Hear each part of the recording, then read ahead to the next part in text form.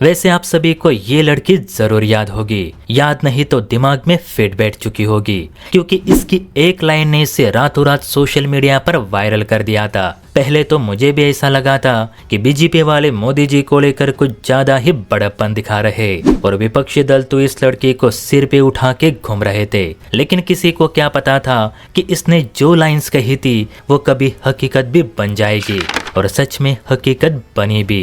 और जिन जिन लोगों ने इस लड़की को लेकर मोदी सरकार को एक्सपोज करने की कोशिश की वे खुद एक्सपोज हुए, जब सच में पुतिन ने पीएम मोदी जी के खातिर 2 दिन के लिए वॉर रुकवा दी थी।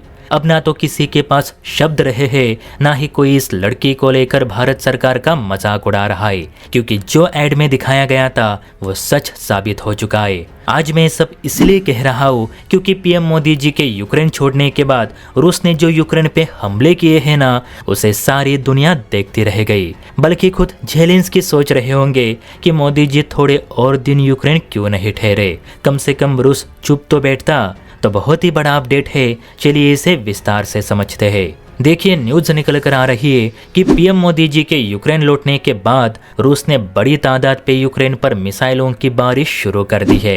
यूक्रेन के डिप्टी फॉरेन मिनिस्टर के मुताबिक रशियन एयरफोर्स के कई जेट्स ने यूक्रेन के पूर्वी, उत्तरी, दक्षिणी और मध्य इलाकों में क्रूज मिसाइलों से हमले किए, जिसमें खासकर मेट्रो शहरों को निशाना बनाया गया। और इस बार रूस ने सिर्फ मिसाइल्स नहीं तो बम वर्षक विमानों का भी इस्तेमाल किया। कहा जा रहा है कि रूस ने करीब 12 बम वर्षक विमान यूक्रेन की ओर रवाना किए थे, जिन्होंने यूक्रेन के निप्रो समेत कई मेट्रो शहरों में धमाके किए। यूक्रेन में हालात ऐसे हैं कि जो लोग मॉल में सामान खरीदने गए थे उन्हें मजबूरन अंडरग्राउंड बंकरों में छिपकर रहना पड़ रहा है।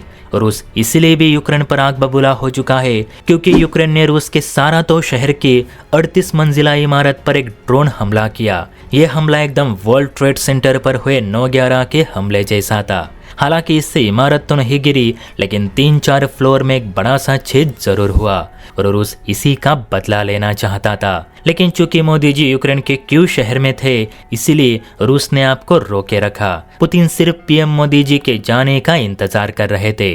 और देखिए ना, पीएम मोदी जी घर आकर 30 घंटे भी नहीं हुए थे कि वहां रूस ने यूक्रेन पे 100 से ज्यादा मिसाइल्स दाग भी दी और ये हमले लगातार जारी है। यह सच में देखने वाली बात है कि पुतिन मोदी जी की सुरक्षा को लेकर कितने प्रतिबद्ध थे। चाहते तो वो अन्य किसी शहर पर भी हमला कर सकते थे, लेकिन उन्होंने ऐसा कुछ नहीं किया, बस मोदी जी के जाने का इंतजार करते रहे। और शायद ये पहली बार था जब पुतिन ने 2 दिन के लिए वॉर रुकवा दी थी। यानी भारत का कद भी दुनिया में कहीं ना कहीं ऊंचा हो रहा है, अब इसमें कोई शक नहीं रहा। जय हिंद।